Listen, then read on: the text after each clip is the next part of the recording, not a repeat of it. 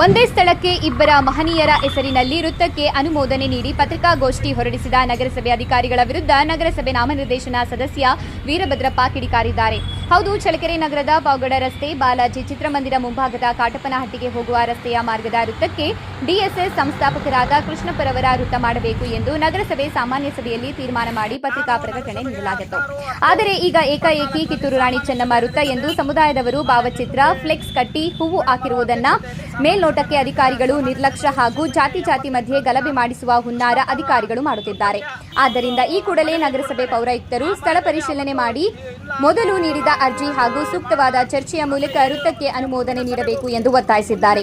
ಇದೇ ಸಂದರ್ಭದಲ್ಲಿ ಸಮುದಾಯದ ಮುಖಂಡ ಗೌರೀಶ್, ಓಬಣ್ಣ, ಜಯಣ್ಣ, ಕಾರ್ತಿಕ್, ಕೃಷ್ಣಪ್ಪ, ಮಂಜುನಾಥ್, ತಿಮ್ಮಣ್ಣ, ಸತೀಶ್ ಇತರರು ಹಾಜರಿದ್ದರು.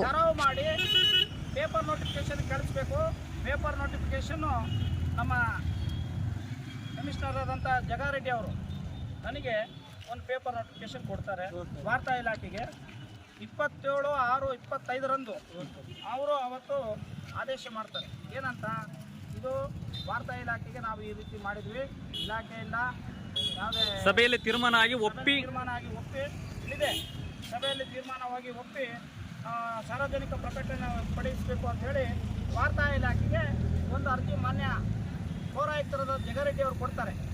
ಆದರೆ ಇವತ್ತಿನ ಈ ಪ್ರಕ್ರಿಯೆ ಇದು ನೋಡಿದ್ರೆ ಗೊಂದಲ ಸೃಷ್ಟಿಯಾಗಿದೆ.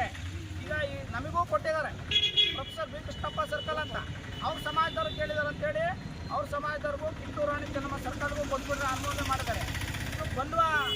ಇದು ಗೊಂದಲದ ಗೂಡಾಗಿ ಮಾನ್ಯ ಪೌರಾಯುಕ್ತರು ಜಗಾರೆಡ್ಡಿ ಅವರು ಇದನ್ನು ಮಾಡಿದ್ದಾರೆ. ಇವತ್ತು ಬೆಳಗ್ಗೆ ಈ ಪ್ರಕ್ರಿಯೆ ನಡೆದಿದೆ. ಇದಕ್ಕೆ ಈ ಕೂಡಲೇ ಅವರು ನಾನು ಬೆಳಗ್ಗೆನೇ ದೂರವಾಣಿ ಕರೆ ಮಾಡಿ ಹೇಳಿದ್ದೇನೆ, ಹೀಗೆಲ್ಲ ಇದೆ, ಸಾರ್ವಜನಿಕ ಪ್ರಕಟಣೆ ಆಗ್ತದೆ, ಇಲ್ಲಿ ಬ್ಯಾನರ್ ಹಾಕೋದು ಒಂದು ರೀತಿ ಕ್ಷಮ್ಯ ಕಾನೂನು ಪ್ರಕಾರ ಅಪರಾಧ ಆಗುತ್ತೆ. ನೀವು ಯಾವ ರೀತಿ ಮಾಡ್ತೀರಂದರೆ, ಇದುವರೆಗೂ ಪೌರಾಯುಕ್ತರಾದ ಜಗಾರೆಡ್ಡಿ ಅವರು ಸ್ಪಂದಿಸಿಲ್ಲ.